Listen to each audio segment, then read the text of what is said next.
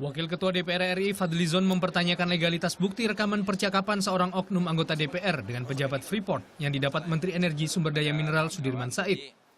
Fadli juga mempertanyakan maksud dan tujuan Menteri ESDM menuduh anggota DPR menggunakan nama Presiden dan Wakil Presiden untuk meminta saham dan investasi kepada PT Freeport Indonesia. Tindakan pidana, kalau ada orang sedang ngobrol-ngobrol, merekam, kemudian melaporkan.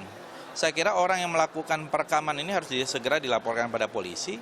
Dan kalau saudara Sudirman Said menggunakan rekaman itu, karena kita tidak tahu apa isi rekamannya ya.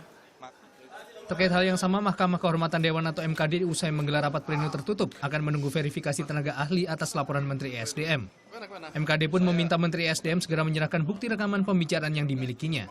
Hasil keputusan pleno tadi, ya tetap kita menunggu, ya hasil verifikasi dari tenaga ahli.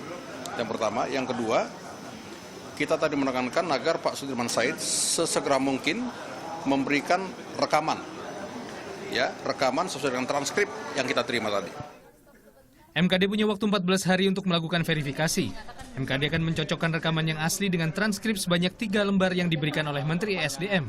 Setelah itu MKD akan memanggil oknum yang bersangkutan.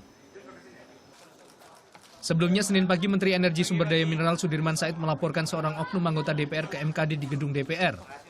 Berdasarkan bukti berupa catatan dan rekaman yang didapat, oknum anggota DPR meminta saham PT Freeport Indonesia sebesar 20%.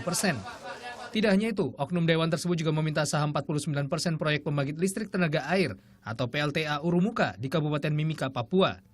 Oknum DPR juga meminta Freeport untuk investasi 51% dan membeli tenaga listrik dari PLTA tersebut. Saya menyampaikan poin-poin pembicaraan. Mengapa ada poin pembicaraan? Karena dalam pertemuan pertama dan kedua,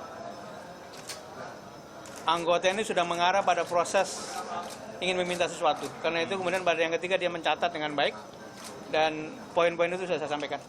Sudirman Said enggan menyebutkan nama anggota DPR yang ia laporkan ke MKD. Ia menyerahkan sepenuhnya penyelesaian kasus pencatutan nama Presiden dan Wakil Presiden kepada MKD. Indriani Sembiring, Dede Rohali melaporkan untuk NET.